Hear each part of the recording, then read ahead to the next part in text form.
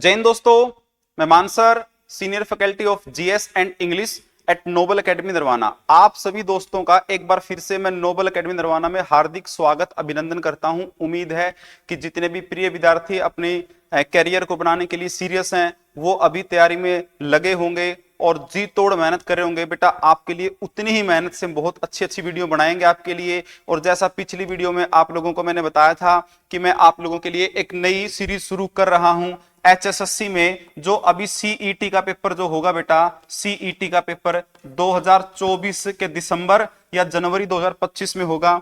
जिन बच्चों को इंग्लिश में बड़ी दिक्कत आती है उनकी इंग्लिश की दिक्कत खत्म होने वाली है, क्योंकि मेरे द्वारा एचएसएससी में जो भी इंग्लिश आपकी पूछी जाएगी सीईटी के पेपर में, उनका पूरा का पूरा जो सिलेबस है, जितना हमसे होगा या जितना एचएसएससी पूछेगी वो यूट्यूब चैनल के ऊपर बेटा हम लोग फ्री ऑफ कॉस्ट पढ़ाएंगे। जो बच्चे, जितने मेरे भाई बंधु खेती करते हैं, जितने मेरे भाई बंधु छोटी मोटी नौकरी प्राइवेट सेक्टर में जॉब कर रहे हैं, वो संघर्ष करके गवर्नमेंट सेक्टर में आना चाहते हैं, जितनी मेरी बहनें वो घर पे बैठ के तैयारी कर रही हैं, कुछ ऐसी हैं भाई घर से बाहर नहीं आ सकती, कुछ ऐसी हैं जो मैरिड हैं या जिस किसी कारण से वो घर से बाहर नहीं आ सकती लेकिन घर बैठ के वो तैयारी करने की इच्छुक हैं और उनको इंग्लिश समझने में बड़ी दिक्कत आती है, तो आपकी चिंता या आप करने की आवश्यकता नहीं है। मैं मानसर नोबल एकेडमी नरवाना के इस ऑनलाइन प्लेटफॉर्म पर आपको फ्री ऑफ कॉस्ट इंग्लिश का पूरा कोर्स करवाऊंगा भाई, जो एचएसएससी के पॉइंट ऑफ व्यू से होगा। हमारा टारगेट सिर्फ क्या होगा, एचएसएससी का सीईटी का पेपर। तो आइए दोस्तों, अब हम अपनी क्लास की शुरुआत करते हैं। और क्लास में जो आज की क्लास में जो आपका पेपर होंगे बेटा, जिसको हम डिस्कस करेंगे, मैं बता देता हूं। एचएसएससी ने एक बार क्या किया, हरियाणा पुलिस में जो कमांडो विंग का जो पेपर था, उस कमांडो विंग के पेपर को लिया था। आज एक तो उसका सॉल्यूशन करेंगे। सबसे पहले कम से कम 7 से 8 क्वेश्चन जीके के वो होंगे। दूसरा बेटा जो एएलएम असिस्टेंट लाइनमैन का जो पेपर हुआ था, कुछ क्वेश्चन इसके होंगे। तो दोनों क्वेश्चन को इसमें हम डिस्कस करने वाले हैं। तो आइए क्वेश्चन की शुरुआत करते हैं। पहला क्वेश्चन आपका दिया गया है बेटा, ज्योग्राफी से है। भारतीय मानक समय इंडियन स्टैंडर्ड टाइम एवं ग्रीनविच मध्य समय जीएमटी के मध्य अंतर है। ऑप्शन ए 5.5 घंटों का, ऑप्शन बी 8 घंटों का, ऑप्शन सी 7 घंटों का, ऑप्शन डी 9 घंटों का। पहले मैं इसका राइट आंसर बता देता हूं, फिर मेरे को चाहे 10 मिनट लगे 15 मिनट लगे, इस पूरी बात का निचोड़ निकालेंगे बेटा, ताकि आने वाली परीक्षा में चाहे आपका एचएसएससी हो, चाहे आपका एसएससी हो, या आपका एमटीएस हो, या दूसरा कोई आपका एग्जाम हो, एक क्वेश्चन भी अगर इससे गलत नहीं होगा, इस बात की मेरी रिस्पॉन्सिबिलिटी है बेटा। सबसे पहले मैं बता देता हूं आप लोगों को, इसका जो राइट आंसर है वो है आपका 5.5 घंटे, यानी कि ए ऑप्शन आपका सही उत्तर होगा। अब ये सही उत्तर कैसे होगा, इसको हम लोग क्या करेंगे भाई, प्रूफ करेंगे। तो हमने निकालना है भाई क्या, अपना अक्षांश और देशांतर के हिसाब से। मैं बता देता हूं बेटा, ये जो क्वेश्चन है आपका वो जियोग्राफी के पॉइंट ऑफ व्यू से पूछा गया है, जियोग्राफी के पॉइंट ऑफ व्यू से। और जियोग्राफी में एक चैप्टर आता है जिसका नाम होता है अक्षांश और देशांतर रेखाएं। अक्षांश और देशांतर रेखाएं, ये चैप्टर होते हैं। अब इन दोनों चैप्टरों का क्या संदर्भ है, अपने यहां से बिल्कुल डिटेल में समझिएगा भाई एक बार। इसको मान लिया बेटा हमने ग्लोब, ये है हमारा ग्लोब। और ग्लोब क्या है, पृथ्वी का ठीक एक नमूना होता है जो पृथ्वी का अध्ययन करने के लिए होता है। इस ग्लोब पे बेटा कुछ रेखाएं बनाई जाती हैं। वो रेखाएं कौन सी, एक बार ध्यान से समझ लीजिएगा।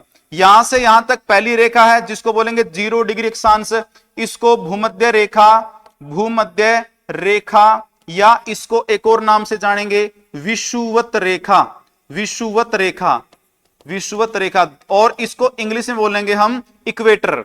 इसके उत्तर में जो हिस्सा पृथ्वी का बच गया उसको बोलेंगे हम उत्तरी गोलार्ध। इसके दक्षिण में जो हिस्सा बच गया उसको हम बोलेंगे दक्षिणी गोलार्ध। 0 डिग्री के उत्तर में जब हम जाएंगे तो ये 23.5 डिग्री का कोण बना के एक रेखा यहां बनाई जाएगी, इसको हम लोग बोलेंगे कर्क रेखा, या इसको हम इंग्लिश में बोलेंगे ट्रॉपिक ऑफ कैंसर। और जैसे ही साउथ में जाएंगे सेम एक कोण बनाएंगे 23.5 डिग्री का, और यहां पर बनाएंगे मकर रेखा जिसको बोलेंगे ट्रॉपिक ऑफ कैप्रिकॉर्न। इसके ऊपर जाएंगे भाई हम लोग तो 66 से ही 1/2 डिग्री पर यहां पर होगा बेटा आर्कटिक वर्त, आर्कटिक वर्त, इसको आर्कटिक सर्कल भी बोलते हैं क्योंकि ये आर्कटिक महासागर से होकर गुजरती है। इसके साउथ में जाएंगे तो बेटा यहां भी क्या मिलेगा आपको, 66.5 डिग्री पर एंटार्कटिक वर्त मिलेगा। एंटार्कटिक वर्त क्योंकि एंटार्कटिक महाद्वीप से होकर गुजरती है। ये वाला पोर्शन जो बच गया बेटा आपका, ये 90 डिग्री का आपका नॉर्थ पोल का बच गया। यहां पे जो बेटा बच गया आपका ये 90 डिग्री का, ये क्या बच गया आपका साउथ पोल का। जितनी रेखाएं हमने अभी ड्रॉ की है बेटा, वो सारी की सारी कौन सी बनाई हमने, अक्षांश रेखाएं। अक्षांश रेखाओं के माध्यम से हम पृथ्वी के ऊपर जलवायु, क्लाइमेट, जलवायु का अध्ययन कर सकते हैं। दूसरी बात बेटा, हमने 90 डिग्री को नॉर्थ को 90 डिग्री साउथ से मिला दिया और इस प्रकार की कुछ काल्पनिक रेखाएं हमने ड्रॉ कर दी ग्लोब के ऊपर या मैप के ऊपर। इन सभी रेखाओं को हम लोग क्या बोल सकते हैं बेटा, देशांतर रेखाएं। दोनों में डिफरेंस क्या है हमें समझ आ गया होगा। यानी कि जो पश्चिम से पूर्व की ओर ग्लोब या मैप के ऊपर बनाई गई काल्पनिक रेखाएं होती हैं, उन सभी रेखाओं को बोलते हैं हम अक्षांश रेखाएं। अक्षांश रेखा के माध्यम से हम लोग क्या है, जलवायु का अध्ययन कर सकते हैं। जबकि नॉर्थ टू साउथ जो रेखाएं काल्पनिक बनाई जाती हैं, उनको क्या बोलते हैं हम, देशांतर रेखाएं। और देशांतर रेखाओं की मदद से हम लोग दो चीजों का अध्ययन कर सकते हैं, या तो किसी जगह के समय का या किसी भी तिथि का। जैसे आपने कभी मान लीजिए यहां से जयपुर, जयपुर से दिल्ली, दिल्ली से आगरा, आगरा से कोलकाता गए हों, तो उस समय आपने गूगल मैप का यूज किया होगा। गूगल मैप कुछ ही सेकंड में आपको यह बता देता है कि ये जगह आपके डेस्टिनेशन से कितनी दूरी पर है और कितने किलोमीटर का गैप है। वो किस प्रकार से हो सकता है पॉसिबल, वो इन्हीं अक्षांश और देशांतर की मदद से होता है, जिनमें बेसिकली इनका यूज किया जाता है। और हमारा बेटा जो क्वेश्चन था, उस क्वेश्चन में हमसे पूछ रखा था कि भारतीय मानक समय यानी कि इंडियन स्टैंडर्ड टाइम यानी कि ग्रीनविच मीडियम टाइम जो है जीएमटी, उससे कितना आगे है, जिसका आंसर हमने क्या बताया था, 5.5 घंटे। घंटों की बात हुई है तो सीधा सा मतलब क्या बेटा इसका, तो इसका सीधा मतलब यह है कि यहां पर हम लोगों को किस चीज का अध्ययन करना पड़ेगा, देशांतर रेखाओं का। ये जीएमटी क्या है और 5.5 घंटे इंडिया का समय जीएमटी से आगे क्यों है, इसको डिटेल में समझेंगे। कोई भी आपका पेपर होगा HSSC SSC point of view से, आपका एक सिंगल क्वेश्चन भी गलत नहीं होगा। आइए स्टार्ट करते हैं कि ऐसा है क्यों। आई थिंक आपको चीज समझ में आ गई होगी। देखिए बेटा, हमने मान लिया कि ये हमारा ग्लोब है। इस ग्लोब में हमने एक रेखा बना दी इस प्रकार से, नॉर्थ पोल से साउथ पोल को ये टच करती है। इस रेखा को हमने नाम दे दिया, इस रेखा को भाई हमने नाम दे दिया 0 डिग्री।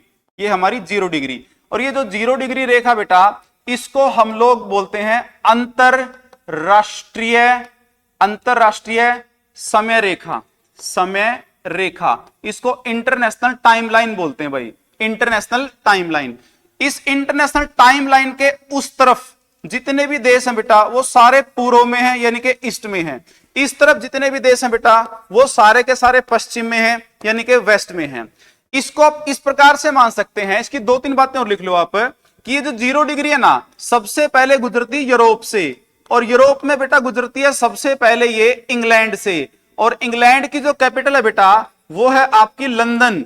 और लंदन के अंदर एक हेडक्वार्टर बना रखा है और उस हेडक्वार्टर का नाम क्या है बेटा, जीएमटी। और ये जीएमटी ही क्या है, आपकी अंतरराष्ट्रीय रेखा है। यानी कि आप इसको ऐसे इमेजिन कर सकते हैं कि वर्ल्ड के जितने भी कंट्री हैं, प्रत्येक कंट्री का जो समय है उसका निर्धारण इसी इंग्लैंड की घड़ी से होता है। आप इमेजिन कर सकते हैं कि यहां पे एक बहुत बड़ी घड़ी है और इसी घड़ी के हिसाब से हर एक देश का समय निर्धारित होता है। लेकिन कैसे, उसको अब हम समझते हैं। जैसे बेटा एक चीज और आपने समझनी पड़ेगी, जो पृथ्वी होती है ना, पृथ्वी, तो पृथ्वी पश्चिम से, पृथ्वी हमेशा पश्चिम से और पूर्व की ओर घूमती है। तो पहले पश्चिम आएगी, बाद में क्या आएगी, पूर्व। जिस कारण से इस जीएमटी को क्रॉस करके जब हम पूर्व की तरफ जाएंगे तो इन देशों का समय जो होगा वो क्या होगा, आगे। जब जीएमटी के पश्चिम की तरफ जाएंगे तो इन देशों का समय क्या होगा, पीछे। तो जब हमने ये चीजों का पता लग गया, अब ये आगे पीछे तो पता लग गया कि पश्चिम में पीछे है, पूर्व में आगे है, लेकिन समय निकलेगा कैसे, उसको ध्यान से समझिएगा। ये बेटा पूरा सर्कल है, ये पूरा सर्कल आपका कितने डिग्री का है, 360 डिग्री का। एक सर्कल कितने डिग्री का होता है, 360। यानी कि पृथ्वी जो है एक चक्कर लगाएगी तो एक सर्कल पूरा होगा। जो एक चक्कर लगाएगी पृथ्वी, तो बेटा कितने घंटे में लगाएगी, वो लगभग 24 घंटे में। एग्जैक्ट आपको पता भी है 23 घंटे 56 मिनट और 4 सेकंड। तो मैं ये कह सकता हूं कि पृथ्वी 1 घंटे में अगर कितना डिग्री घूमेगी तो उसका आंसर क्या होगा आपका 15 डिग्री। ये कह सकते हैं बेटा कि जो पृथ्वी है वो पृथ्वी 1 घंटे के अंदर कितना डिग्री घूमती है 15 डिग्री। सिंपल सी बात है। और हम ये भी कह सकते हैं कि ये 60 मिनट में कितने डिग्री घूम रही है 15 डिग्री। हम ये भी कह सकते हैं कि 1 डिग्री घूमने के लिए ये कितने मिनट का समय लेगी 4 मिनट का। यानी कि पृथ्वी यहां से, अब मान लीजिए एक रेखा और हमने यहां से बना दी, ये 0 डिग्री है, यहां पे 1 डिग्री मान लिया, यहां पे 2 डिग्री मान लिया, यहां पे 3 डिग्री मान लिया। जब 0 से क्रॉस करेगी तो जैसे ही 1 डिग्री क्रॉस करेगी तो 4 मिनट का समय होगा। मान लीजिए यहां पर 0 डिग्री पर 12 बजे हैं बेटा 12, तो 1 डिग्री पर कितना समय होगा 12:04। 2 पे कितना होगा 12:08। ऐसे होगा ना। तो अब हमने करना क्या है, हमने बताना कि इंडिया का समय किस प्रकार से है। तो इंडिया का समय होता है बेटा 82 सही 1/2 डिग्री से। पेपर में क्वेश्चन आते हैं, ये लोकेशन कहां पे है, इंडिया में उत्तर प्रदेश है, उत्तर प्रदेश में इलाहाबाद है, इलाहाबाद, और इलाहाबाद में मिर्जापुर एक जगह है, मिर्जापुर, मिर्जापुर में एक जगह है बेटा नैनी। हमारा जो समय लिया गया है वो 82.5 डिग्री पूर्वी देशांतर से लिया गया है। कहां से लिया गया है 82.5 डिग्री पूर्वी देशांतर से। और ये पूर्वी देशांतर कहां पड़ती है, उत्तर प्रदेश, इलाहाबाद, जिसको आज प्रयागराज बोल सकते हैं, मिर्जापुर और नैनी नामक स्थान से। अब आपको एक बात का पता लगा कि पूर्व से है, तो हमने कुछ नहीं करना है, सिंपली 82.5 डिग्री को मल्टीप्लाई किससे करना है 4 से। 4 से क्यों करना है, क्योंकि पृथ्वी 1 डिग्री घूमने में कितने मिनट का समय लेती है 4 डिग्री, 4 मिनट का समय लेती है 1 डिग्री में। तो ये आपका जो राइट आंसर होगा वो कितना हो जाएगा 360। इसको जो मल्टीप्लाई करेंगे, ये 360 बेटा अपने पास क्या ही है मिनट। इसको घंटे बनाने के लिए क्या कर देंगे हम 60 से डिवाइड, तो 60 पंजे हो गया आपका 300, बच गया कितना बेटा आपका 30। तो इंडिया का समय इस जीएमटी से 5.5 घंटे क्या है आगे है। हमने आपके ऑप्शन में पूछा था कि भाई भारतीय मानक समय वो जीएमटी से कितना आगे है, तो राइट आंसर क्या होगा आपका 5.5 घंटे। कुछ क्वेश्चन समझते हैं, जैसे सपोज करो एक आपसे क्वेश्चन मिल गया कि जीएमटी में सुबह 9 बजे है, जीएमटी में सुबह 9 बजे का समय है, कोई एक XYZ देश है और XYZ देश है, वो बोल दिया मान लीजिए 40 डिग्री पूर्वी देशांतर पर है, पूर्वी। तो आप बताओ उस XYZ देश का समय क्या होगा जब जीएमटी पे 9 बज रहे होंगे। आपको कुछ नहीं करना बेटा, आपने 40 को मल्टीप्लाई किससे करना है 4 से, क्योंकि पृथ्वी 1 डिग्री घूमने में कितना मिनट का समय लेती है 4। तो हमने दिखाया तो 160 होगा बेटा, कितना होगा 160। हमें पता लगा कि पूर्व में है, तो इसका मतलब समय हमने क्या करना पड़ेगा जोड़ना पड़ेगा। तो 160 को हम डिवाइड करेंगे किससे भाई 60 से। 60 दूनी क्या होगा बेटा 120, 60 दूनी क्या होगा आपका 120। तो 2 घंटे हमारे पास 2 घंटे और 40 मिनट का क्या हो गया समय आ गया। किस दिशा में था बेटा ये पूर्व में। यहां कितने बजे थे 9 में 2 जोड़ेंगे तो कितने बज गए बेटा 11। मिनट कितने अपने पास 40, तो वहां 11:40 AM का क्या होगा समय होगा भाई। यानी कि सिंपल कंक्लूजन ये है कि आपने किसी भी जगह का समय निकालना है तो आप कैसे निकाल सकते हो, एक क्वेश्चन से और आप मैं समझा दूंगा, एक क्वेश्चन से आप बिल्कुल कंप्लीटली समझ जाओगे। देखो बेटा, अगर मान लीजिए दोबारा से क्वेश्चन, कोई जीएमटी है तो जीएमटी का जो समय है सपोज करो वो दे दिया सुबह के 10 बजे, सुबह के 10 AM का। कोई एबीसी देश दे दिया आपको, एबीसी देश दे दिया मान लीजिए आपको 60 डिग्री पश्चिम में दे दिया, 60 डिग्री पश्चिम में दे दिया। और हमने बताना कि इस एबीसी समय का देश का समय क्या होगा।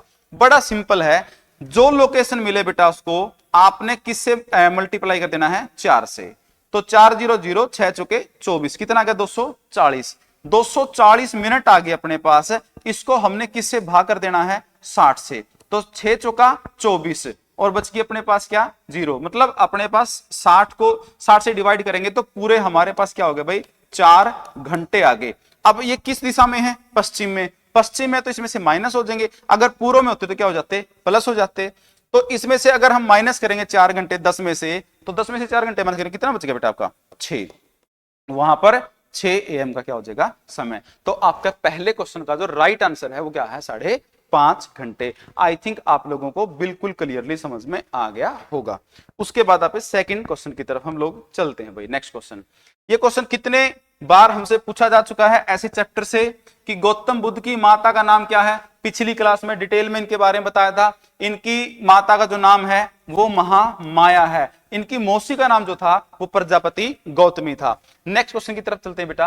अगला क्वेश्चन है वह है इतालवी यात्री। बढ़िया क्वेश्चन है, बहुत अच्छा क्वेश्चन है। वह इतालवी यात्री जिसने विजयनगर साम्राज्य का अत्यंत प्रशंसनीय विवरण दिया था, उसका नाम बताना हमने भाई। पहले तो मैं इतालवी जो शब्द है ना उसको समझाता हूं। ये इटली के लिए आया हुआ शब्द है भाई, ये इटली के लिए आया हुआ शब्द है, इसको बोलेंगे इतालवी। और विजयनगर साम्राज्य के बारे में पहले समझ लेते हैं, फिर आंसर की तरफ हम चलते हैं कि इसका आंसर क्या होगा। विजयनगर, विजयनगर, विजयनगर साम्राज्य बेटा, इसका जो नाम पड़ा है उसे विजय या जीत का शहर कहते हैं। अगर आपने +2 क्लास में हिस्ट्री पढ़ रखी है तो एनसीईआरटी में पहली किताब में इसका एक टॉपिक मिलेगा आपको विजयनगर साम्राज्य का। अच्छा, विजयनगर साम्राज्य की स्थापना 2 भाइयों ने करी थी जिसका नाम हरिहर बुक्का, हरिहर और बुक्का नामक 2 भाइयों ने की थी। दूसरी बात, वर्तमान में बेटा जो कर्नाटक का एरिया है वहां ये पड़ता था, और कर्नाटक में बेटा क्या जो हम्पी एक जगह है, उस हम्पी के आसपास में विजयनगर साम्राज्य के अवशेष पाए गए हैं।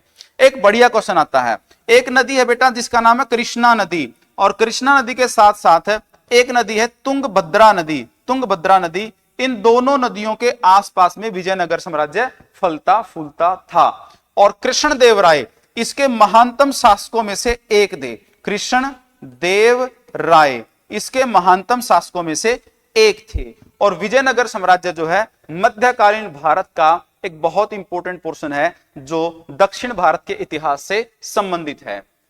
आपको बता देता हूं बेटा मैं, इसका जो राइट आंसर है वो है आपका निकोलो कोंटी। एक इटली से आया हुआ यात्री था जिसने बहुत प्रशंसा से इसका विजयनगर का वर्णन किया था, जिसका नाम था निकोलो कोंटी। जो बारबोसा जो था ये एक पुर्तगाल का था, ये पुर्तगाल का एक यात्री था। और मार्को पोलो जो है भाई, ये मार्को पोलो भी इटली से ही आया हुआ एक यात्री था, और इटली के ये रोम शहर से ये आया हुआ एक यात्री था मार्को पोलो। तो इस क्वेश्चन का बेटा जो सही आंसर होगा वो क्या होगा आपका निकोलो कोंटी। अगला क्वेश्चन की तरफ हम चलते हैं। नेक्स्ट क्वेश्चन देखिए क्या है। भारत में प्रथम रेलगाड़ी किस गवर्नर, बहुत बढ़िया क्वेश्चन है, बहुत मजेदार क्वेश्चन है। भारत में प्रथम रेलगाड़ी किस गवर्नर जनरल के काल में शुरू हुई थी? पहले इसका आंसर देख लेते हैं, फिर इससे संबंधित इंपॉर्टेंट जानकारियां हम लोग समझ लेते हैं। इसका जो बेटा राइट आंसर होगा वो होगा लॉर्ड डलहौजी। मैं आपको बता देता हूं, जो भारत की पहली रेल थी बेटा, जो भारत की पहली रेल थी वो 16 अप्रैल और 1853 को वो चली थी। और दूसरी बात है ये बंबई से लेके, बोरबरी जगह थी एक, बंबई से लेके और ठाणे के बीच में चली थी, और इसकी कुल लंबाई जो थी वो 34 किलोमीटर की लंबाई थी। और बता दो बेटा 14 जो डब्बे थे वो 14 डब्बे इसके अंदर रखे गए थे, और इसके अंदर 3 इंजन जो हैं इसके अंदर लगाए गए थे। 3 इंजनों के साथ इसको खींचा गया था। मैं बता दूं बेटा इसकी अधिक जानकारी के लिए, इसमें लगभग उस समय 400 यात्री जो थे वो सवार थे, 400 यात्री लगभग उस समय। दूसरी बात क्या बेटा इसमें नेक्स्ट, जो ये पहली रेल चलाई गई थी, इस पहली रेल के बाद इंडिया में कलकत्ता दूसरा ऐसा स्थान है जहां पर रेलवे की क्या की गई थी, शुरुआत की गई थी। और रेलवे चलाना ईस्ट इंडिया कंपनी का भारत में एक बहुत महत्वपूर्ण कार्य था, जिसके कारण भारत में कनेक्टिविटी जो है बहुत ज्यादा बढ़ गई थी। और इसका जो राइट आंसर है वो क्या है, लॉर्ड डलहौजी। लॉर्ड डलहौजी बेटा इसके अलावा लैप्स की नीति के लिए भी फेमस है। लैप्स की नीति जिसको हम लोग हड़प की नीति बोलते हैं, जिसमें आपने पढ़ा होगा कि अगर किसी भी भारतीय रियासत के राजा या रानी के कोई संतान नहीं थी तो वो गोद लेने की प्रथा उन्होंने समाप्त कर दी थी, और ऑटोमेटिकली उस रियासत को ब्रिटिश भारत का क्या हिस्सा मान लिया गया था। इसके अलावा बेटा एक पीडब्ल्यूडी का आपने नाम सुना होगा, पब्लिक वर्क डिपार्टमेंट। इस पब्लिक वर्क डिपार्टमेंट या लोक निर्माण विभाग जो है उसकी स्थापना करने का श्रेय भी जो है इंडिया में किसी को जाता है, लॉर्ड डलहौजी को। इसके अलावा अगर आप बात करें बेटा पीडब्ल्यूडी के अलावा, जो भारत में डाक व्यवस्था, भारत की डाक व्यवस्था जो है उसकी शुरुआत करने का काम भी किसने किया था, लॉर्ड डलहौजी ने। डाक व्यवस्था के अलावा भारत के अंदर तार व्यवस्था का शुरुआत का आरंभ करने का कार्य भी है किसने किया था, लॉर्ड डलहौजी ने किया था। अच्छा, लॉर्ड विलियम बेंटिक से संबंधित कुछ बातों को हम जान लेते हैं कि लॉर्ड विलियम बेंटिक जो है उनसे संबंधित क्या क्या चीजें हमारे पास खास हैं। जैसे पहले की पॉइंट की बात करें, ये 1828 में और 1829 में, 28 में हमने क्यों लिखा है, इस समय ब्रह्म समाज की स्थापना हुई थी, और 1829 में लॉर्ड विलियम बेंटिक की मदद से हमने यहां पर सती प्रथा को रोक दिया था। दूसरा पॉइंट, ये भारत का पहला गवर्नर जनरल था, पूरे भारत का पहला गवर्नर जनरल था लॉर्ड विलियम बेंटिक। तीसरे पॉइंट की बात करें, 1833 के चार्टर एक्ट के समय में एक खास चीज क्या हुई थी कि पहली बार ऐसा कहा गया कि सिविल सेवाओं के लिए एक प्रतियोगिता परीक्षा का आयोजन करवाया जाए, लेकिन उस चीज में हमें कामयाबी नहीं मिली, और ये बाद में 1855 में पहली बार सिविल सेवाओं के लिए भर्ती प्रतियोगिता परीक्षा का आयोजन करवाया गया। इसके अलावा बात करें बेंटिक के बारे में, तो चौथा पॉइंट, 1835 में इसी के टाइम में लॉर्ड मैकाले की सिफारिश पर भारत में जो एजुकेशन थी, शिक्षा थी, उसका माध्यम जो है वो कौन सा बनाया गया भाई, अंग्रेजी को बनाया गया। इसके अलावा अगर हम बात करते हैं बेटा, तो हम लॉर्ड रिपन की अगर कुछ चीजों से जान लेते हैं, तो लॉर्ड रिपन के बारे में कुछ खास पॉइंट ये हैं कि 1881-82 के अंदर जो है लॉर्ड रिपन ने भारत के अंदर स्थानीय स्वशासन की शुरुआत की थी, इसलिए इसको भारत में स्थानीय स्वशासन का पिता भी कहा जाता है। उसका मैग्ना कार्टा शुरू किया था, और इसने 1881 में भारत की दशकीय जनगणना का आरंभ किया था। इससे पहले 1872 में लॉर्ड मेयो के समय में जनगणना शुरू हो चुकी थी, लेकिन इसने हर 10 साल के अंतराल के बाद भारत में दशकीय जनगणना का आरंभ कर दिया था। लॉर्ड कॉर्नवालिस से संबंधित जान लेते हैं।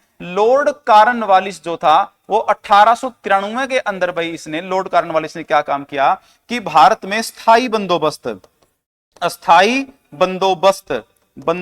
या इसको कह सकते हैं स्थायी बंदोबस्त को हम स्तंभारी बंदोबस्त, इसकी शुरुआत की थी, जिसके अंतर्गत किसानों की जमीनों को छीनकर वो जमींदारों को दे दिया था, और जमींदार किसानों से टैक्स वसूल करके और उस टैक्स का एक पार्ट जो है वो कंपनी को देते थे और एक पार्ट जो है वो खुद रखते थे, और वहां से किसानों का खूब सारा शोषण होना शुरू हुआ था। ये लॉर्ड कॉर्नवालिस से संबंधित थे। तो ये कुछ चीजें मैं आपको एक्स्ट्रा लिखवा रहा हूं बेटा, जो अक्सर बार बार एग्जाम के अंदर जो है पूछी जाती है, तो आप लोग इनको नोट करते जाना भाई।